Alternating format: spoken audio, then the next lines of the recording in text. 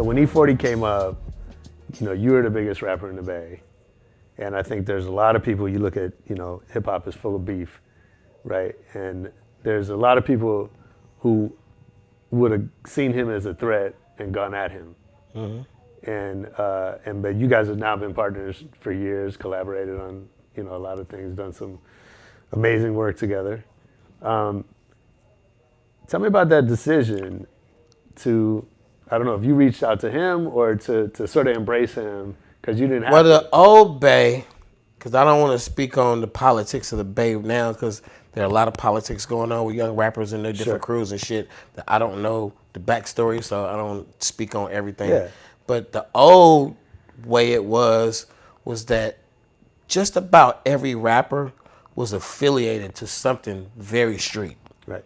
And the streets had its own map, its own rules and regulations. The street was some real shit because it was the inner workings of who sells dope together, who's enemy, what area don't get along, what, who fucking is not supposed to fuck with, just all this shit. And you had affiliates.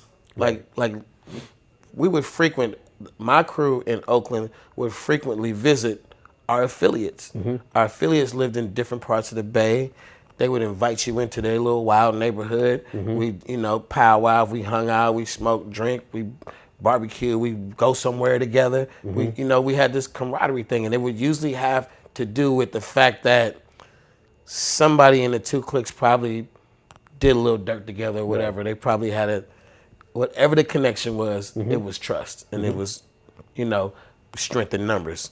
So Oakland and the guys that I ran with had that thing going with Vallejo in a major way. Like, we did a lot of shit together. Like, over the years, like, I got a lot of homies from Vallejo from back in the day where we literally would gather up, hundreds, like, we deep, real deep. And we go venture out in the world to some event or something. And, we knew that together, like, there was no force in the Bay that could push us around.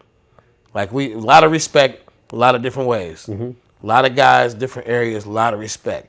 But when you get that back in the day, that Oakland Vallejo, and we be sitting there in our little mushroom, you wasn't fucking with that. It was a lot of money, it was a lot of muscle, and there was a lot of respect, and it was a lot of, you didn't want to push us first. You know what I mean? And that's what the E40 Too Short thing was born from. So the guys who I was with, like this, they had street business with E40 and his family. And when it turned into music business, we was just fam. Like, back in the day, nobody was thinking about doing songs with each other. Right. You do your own album. You and your boys make your own beats. We hang out together. We'd hang out together for every fucking day. We'd never think of, damn, we should do a song together. It just was unheard of. Yeah. And the reason why me and 40 first did a song together was because of some beef shit that was supposed to happen from Summer Jam. That KMEL, the radio station, was trying to kick up some dust between me and 40 and kind of turn us on each other. And that's good for ratings. But they didn't know when they did that. They thought they were turning like E40 and his big bad cousins on Too Short and his homies, and it was gonna be like ain't nobody gonna do that shit to 40. Like they was almost like they was trying to sick E40 on me, right, and start this shit.